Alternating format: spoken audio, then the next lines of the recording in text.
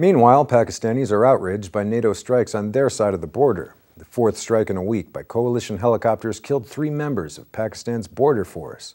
In response, Pakistan closed the crossing to protest the strikes, leaving American officials to use meetings and phone calls to try to soothe relations and get the route reopened. Both sides indicated that they might be able to resolve the dispute with a joint investigation.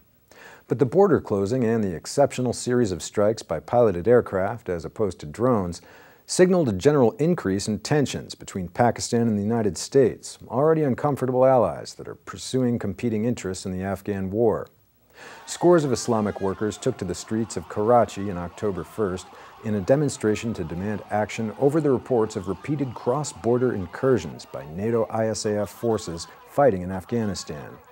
Fayaz Quadri, an official of Sunni Tariq, the workers' association which organized the protest, spoke to the crowd.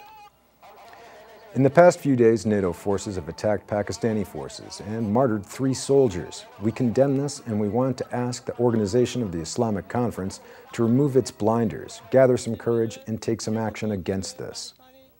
The CIA carried out a record number of drone attacks inside Pakistan last month, and new reports surfaced this week of unlawful executions by the Pakistani army in areas where it has opened operations against Taliban forces threatening the government.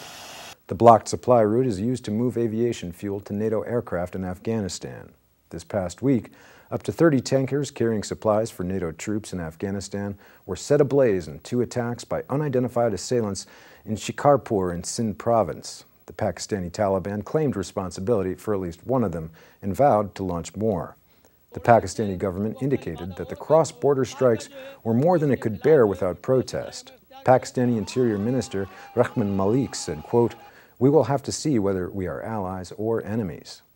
At the same time, Pakistani officials tried to contain the damage from a video that came to the attention of American officials in recent days, showing the execution of 6 young men bound and blindfolded by Pakistani army soldiers.